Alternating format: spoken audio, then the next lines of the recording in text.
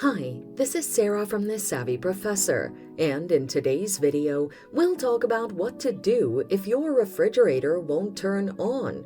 Watch until the end of the video to learn more.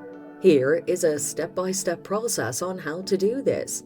Examine the control board. To examine the control board, ensure your refrigerator isn't connected to the power source.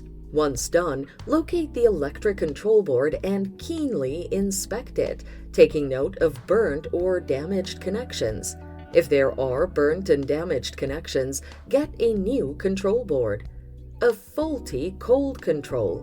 The cold control is a temperature switch that regulates the temperature in the food section of the fridge. First, use a multimeter test for continuity in the cold control.